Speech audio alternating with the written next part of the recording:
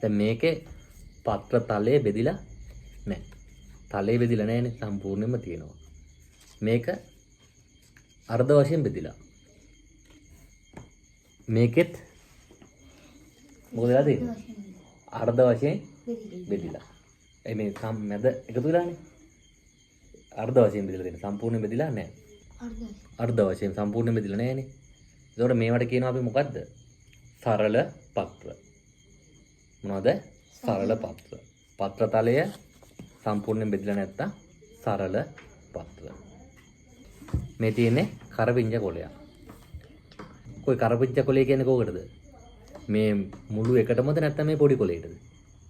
පොඩි කොළයද? නෑ. මේ මුළු කොළයටම කියන්නේ කරපිංච කොළය. දැන් කතරමුංග කොළය. මේක තමයි සම්පූර්ණ මේක තමයි කතරමුංග කොළය කියන්නේ. මේ බලන්න මේක විවිධත්වය. අනිත් ඒවා එක ගන්න තියෙනවා මේක වෙනස් වෙලා. මොකද්ද මේ? කාවරංගා. ඒ කොළේ මේ දැන් රෑයින්ද හැකිලිලා. මේ මොකද්ද එතකොට? මේ තමයි මේකේ කාමරංගා කොළය. ඒතර පොල් කොළය කියන්නේ අර ලොකුම කොළේට. පොල් කොළය කියන්නේ නැත්නම් අපි සාමාන්‍යයෙන් කියන්නේ පොල් අත්ත කියලා. ඒක විද්‍යාවේ කියන්නේ පොල් කොළය.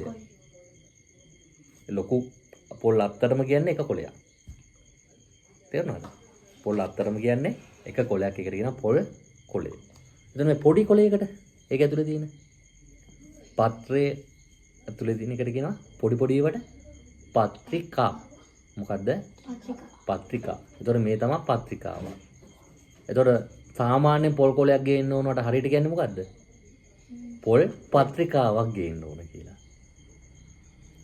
පොල් පත්‍රිකාවක්. ඒ තියෙන්නේ එතකොට මේක පත්‍රිකාවක්. පත්‍රිකාවක්. එතකොට මේවට අපි කියනවා සංයුත්ත පත්‍ර.